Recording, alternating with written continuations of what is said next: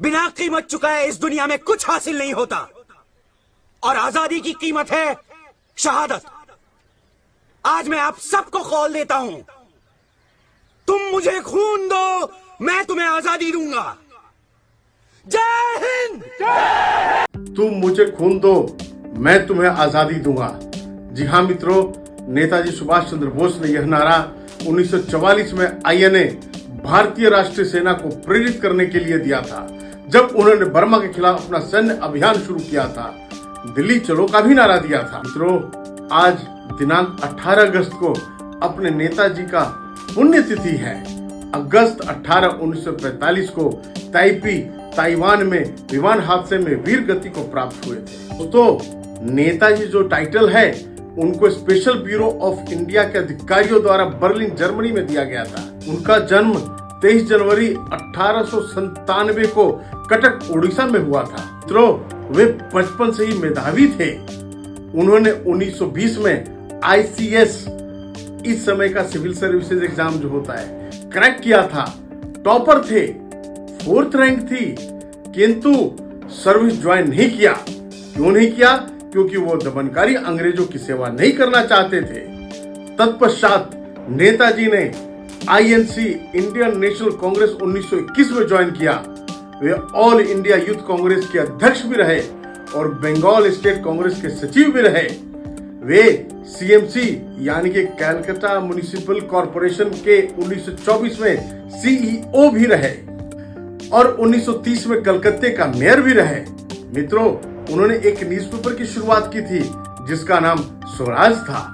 उन्होंने एक किताब भी लिखी थी द इंडियन स्ट्रगल के नाम से, फ्रॉम 1920 टू 1942, लेकिन ब्रिटिश हुकूमत ने इसको बैन कर दिया था। जय हिंद का नारा आबिद हसन ने कॉइन किया था और नेताजी ने इसको अडॉप्ट कर लिया था। आजाद हिंद फौज को दे दिया बाद में नेताजी ने।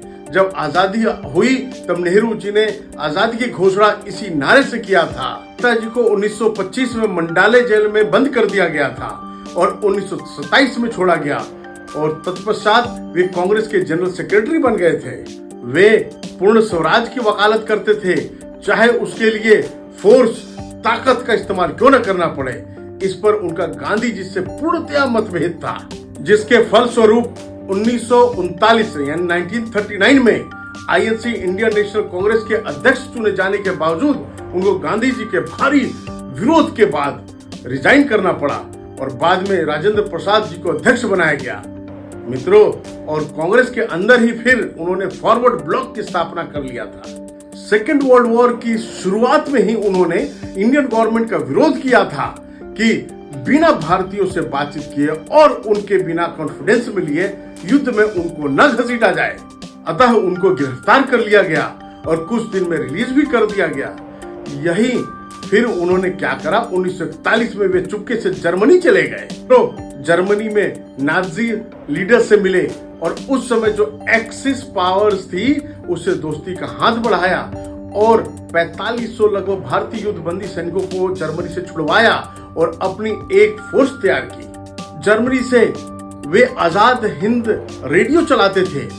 उनको कई लैंग्वेजेस आते थे, उनको इंग्लिश, हिंदी, बंगाली तो आती ही थी, पर साथ में तमिल, तेलुगु, गुजराती और पश्तो पर भी पूरा कमांड था। तो जब उन्होंने देखा कि जर्मनी की ढुलमुल रवैया है तो वे जापान चले गए। वहां जापानी अधिकारियों को भारतीय क्रांतिकारियों के पक्ष में खड़े होने के लिए राजी किया। आजाद हिंद फौज, जिसकी स्थापना 1942 में रास बिहारी बोस ने किया था, उसका कमान नेताजी ने संभाल लिया था। मित्रों, वहां 1943 में उन्होंने Indian independence movement in east Asia का बागडोर अपने हाथ में ले लिया। सेकेंड वर्ल्ड वॉर के दौरान वेस्टर्न यानी पश्चिमी शक्तियों के विरुद्ध विदेश से एक इंडियन नेशनल आर्मी का नेतृत्व किया था उन्होंने। मित्रों, अक्टूबर 21, 1943 में सिंगापुर से नेताजी ने प्रोविजनल स्वतंत्र भारतीय सरकार की घोषणा कर दिया। 10 से ज्यादा देशों ने इसकी मान्यता दी थी। सुभाष बोस ही वह व्यक्ति थे जिन्होंने जुलाई 1944 को सिंगापुर से अपने भाषण के दौरान महात्मा गांधी जी को राष्ट्रपिता की उपाधि दी थी। नेताजी गांधी जी से मतभेद तो थी, नेताजी की मतभेद पूरा मतभेद था उन दोनों में, लेकिन उनका सम्मान भी करते थे। और मित्रों, मार्च 1944 में उनकी आईएनए यानी कि इंडियन नेशनल आर्मी ने जापानीज ट्रूप्स के साथ रंगून पर कूच कर दिया, चढ़ाई कर दी और रंगून से भारतीय सीमा के अंदर कोहिमा और इम्फाल की तराई में पहुंच गए। भीषण युद्ध हुआ नेताजी की सेना और अंग्रेजी सेना के मध्य, लेकिन जापानी एयर सपोर्ट नहीं मिलने की वजह से उनकी यानी हमारी सेना हार गई, पीछे हटना पड़ा और जापान के हार के बाद सुभाष चंद्र बोस का सपना डगमगा गया था। 18 अगस्त 1945 में नेताजी साउथ ईस्ट एशिया से मंचूरिया जाने के दौरान विमान हादसे में मारे गए और वीर गति को प्राप्त हुए। उनकी जापानीज मिलिट्री हॉस्पिटल में ट्रीटमेंट भी हुई थी, पर मित्रों उनकी मृत्यु की पुष्टि सस्पेंस बनी रही। इसके दो कारण मुख्य माने जाते हैं। कहा जाता है कि उनके सो कॉल्ड मृत्यु उपरांत उनके बाकी लेफ्टिनेंट जिन्हें उनके साथ मंचूरिया जाना था उनको साइगोन में ही छोड़ दिया गया, उन्होंने बॉडी को देखा ही नहीं। तो दूसरा कारण, कोई फोटोग्राफ चोट लगने की या मृत सुभाष चंद्र बोस की देखने को नहीं मिला और ना ही सर्टिफिकेट इशू किया गया। आखिर क्यों? मित्रों, एक प्रश्न है, अगर नेताजी जिंदा रहते तो अपना स्वतंत्र भारत कैसा होता, बताइए और हाँ, कमेंट में जरूर बताइएगा। नमस्कार मित्रों।